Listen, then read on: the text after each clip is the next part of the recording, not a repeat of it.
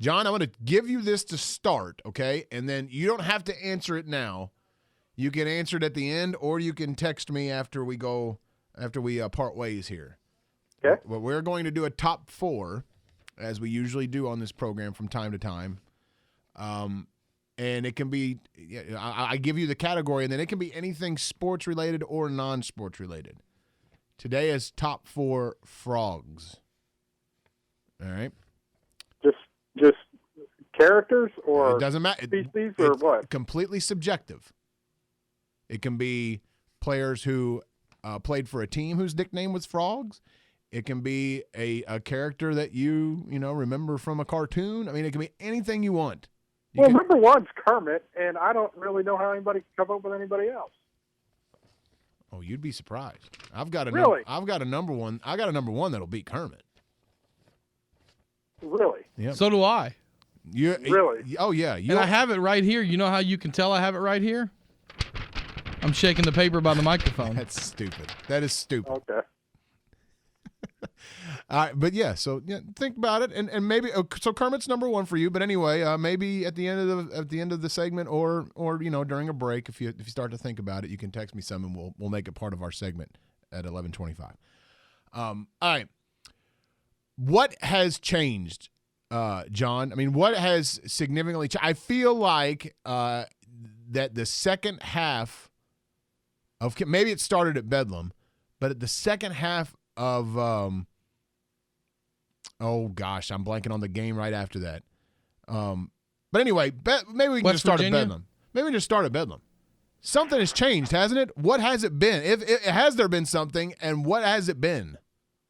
They're playing inside out a lot better than they have been when they were struggling. I think one thing you see in these last 5 games is either Ryan Spangler or Tayshawn Thomas has had a really good offensive game in all of them. I think both played well against Iowa State, but usually one of them has played pretty well in the last 5, which is something that didn't happen in those when they were 2 and 3 in the league. Well, I always felt like, and maybe I'm wrong here, but I always felt like Tayshawn Thomas. We've had this discussion that Tayshawn Thomas wasn't getting enough touches. But I mean, was there a time was there any sort of talk within the program, like during press conferences, what have you, that, hey, we realize this? I guess I'm just trying to find, like, we realize the epiphany that they had, that we realize we need to give the ball inside more, and we're going to do it starting now. Do you remember a time like that? I can recall a lot of games this year, really going all the way back to early December, where they made a conscious effort to get him going before that first media timeout. And sometimes it worked, and sometimes it didn't. I think what you saw the other night against Iowa State, he, usually when he makes those first couple shots 5 or 6 feet in, usually he starts pretty well. He usually finishes pretty well. Now, the Oklahoma State game, he started not very well, wound up playing pretty well in the second half. But in a lot of games that I've noticed, they make a pretty concerted effort to get him the ball in some scoring positions early in the game, and then it's just kind of up to Thomas to see what he does with it. Have you noticed anything new defensively? The one thing that changed in the Iowa State game was probably in, I guess, what you call what would have been amounted to the second quarter of that game. They quit doubling in the post and quit and would not leave those shooters wide open, which they had in the first 10, 12 minutes. That changed. Outside of that, I mean, they have been playing phenomenal defense leading up to that Iowa State game, which is the one thing about the Iowa State game that surprised me was I didn't know if OU had that kind of offensive gear anymore, and they clearly did against Iowa State. Now, a lot of that deal, you can pin that on Iowa State's got a flaw, and it's defensive. You let a team score 81 points in 36 minutes, and they don't even have to shoot a free throw. That means you're basically not even bothering to foul guys as they're going in for wide open layups and dunks. That's true. That's on Iowa State. That's OU played really well, but Iowa State really had to look itself in the mirror and ask himself how much effort they were putting out on the defensive end that night. John, there's been a lot of talk about this the last couple of days. Who's your Big 12 Coach of the Year right now? They asked, I have no idea. I mean, I would honestly, I would have said Scotty Drew before Monday night. Now it's Travis Ford, but it's almost like a deal of who's your Big 12 Coach of the Week, and I don't want it to be whichever coach has the best last week, but it's kind of seeming that way. I mean, I think Kruger has done a great job this year, but that Big 12 Coach of the Year to me always goes to the guys who exceed expectations the most. I never saw anything where OU was picked to finish worse than third in the Big 12, and right now they're second. So are they really exceeding expectations right now? Kind of same deal with Kansas. I think Bill Self has done a really good job this year, but it's hard for him to win that award. John, this is the first time we've – by the way, John Shinn with us here on 107.7 The Franchise, Zach McCrite, Todd Lisenbee. John, this is the first time we've talked to you since Jerry Montgomery goes to Green Bay. What were your thoughts on that move? Was it as shocking to you as it was to Zach and I? Yeah, now it was shocking. It surprised OU.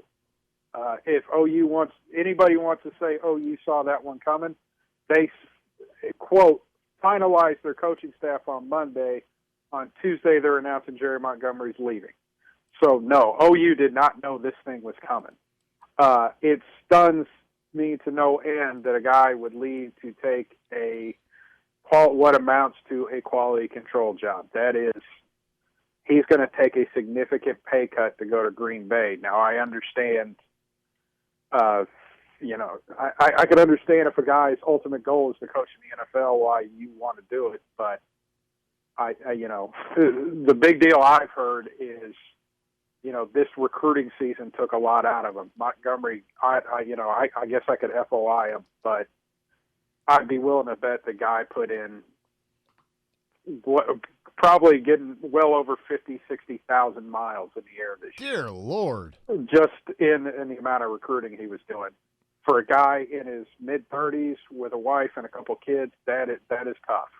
And I think that had a lot to do with his decision. Well, you can tell me whether this is a valid theory or not.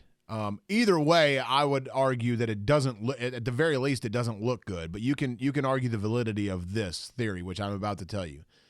That this is twice now in the last, 4 years, that a guy's title has been made co-defensive coordinator. And that guy has decided after given the title co-defensive coordinator that they don't want to stick around and be, just by happenstance co-defensive coordinator with the head coach's brother. I'll say this. The co-title means nothing. That is just an excuse to pay guys more money. Lincoln Riley is the offensive coordinator. Mike Stoops is the defensive coordinator. That co-stuff is, okay, here's a reason why I can pay you. Here's a reason to justify to the Board of Regents why we need to pay you more than the rest of these assistant coaches.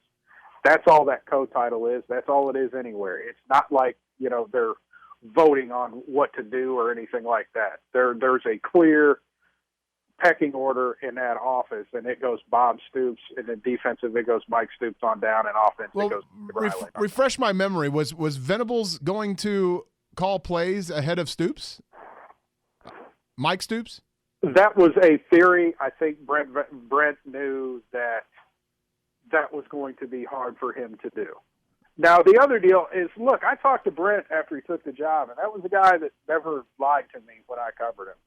And the bottom line is what he told me was, if it's hard to get the full credit for anything happening well defensively at OU when you're viewed as running Bob Stoops' defense, and that's why he felt he had to leave. He got along. He and Mike Stoops were friends for, I would say Bob Stoops is Brent's mentor. Mike Stoops is his friend. Those two are still pretty close. Brent's deal was, in order to advance my career, I have to do this. Montgomery, I had heard stories about clashes with Mike Stoops. A lot of them was Jerry Montgomery wanted to start running a 4-3 again, and Mike Stoops didn't want to. And when you're battling about scheme and things like that, that could also be an issue. But I would say if he was desperate to get out of OU, he would have been highly sought if he wanted to go to another college, and he didn't choose that route.